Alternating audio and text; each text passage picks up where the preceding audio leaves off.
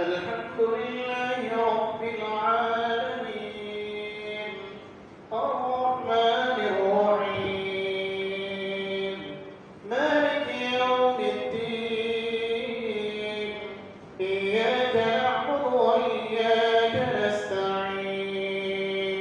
اهدنا الصراط المستقيم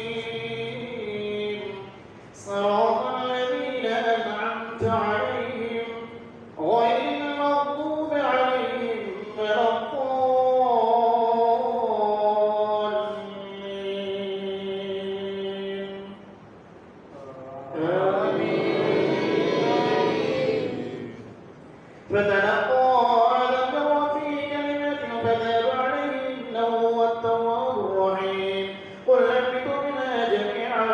فإما يأتينكم مني هدى فمن تبع هداي فلا خوف عليهم ولا هم يحزنون والذين كفروا وكذبوا بآياتنا أولئك أصحاب النار هم فيها خالدون يا بني إسرائيل اذكروا نعمتي التي أنعمت عليكم وأوفوا بعهدي أوف بعهدكم وإياي فارهبون وآمنوا بما أنزلت مصدقا لما معكم ولا تكونوا أول كافر به ولا تشتروا بآياتي ثمنا قليلا وإياي فاتقون ولا تلبسوا الحق بالباطل وتكتموا الحق وأنتم تعلمون وأقيموا الصلاة وآتوا الزكاة واركعوا مع الراكعين أتأمرون الناس بالبر وتنسون أنفسكم وأنتم تتلون الكتاب أفلا تعقلون واستعينوا بالصبر والصلاة وإنها لكبيرة إلا على الخاشعين الذين يظنون أنهم ملاقو ربهم وأنهم إليه راجعون يا بني إسرائيل اذكروا نعمتي التي أنعمت عليكم وأني فضلتكم على العالمين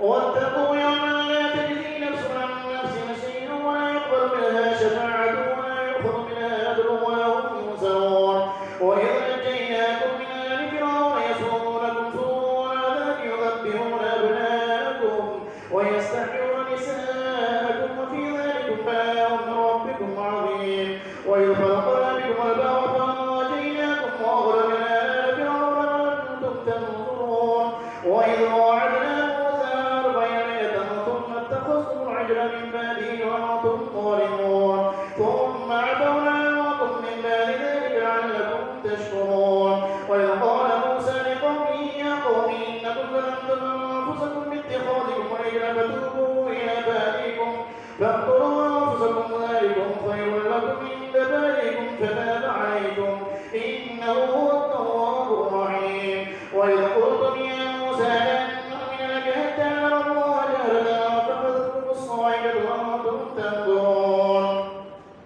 ثم بعثناكم من بعد موتكم لعلكم تشكرون وظللنا عليكم الغمام وأنزلنا عليكم المن والسلوى كلوا من طيبات ما رزقناكم وما ظلمونا ولكن كانوا أنفسهم يظلمون وإذ قلنا ادخلوا هذه الجنة فكلوا منها حيث شئتم رغدا وادخلوا الباب سجدا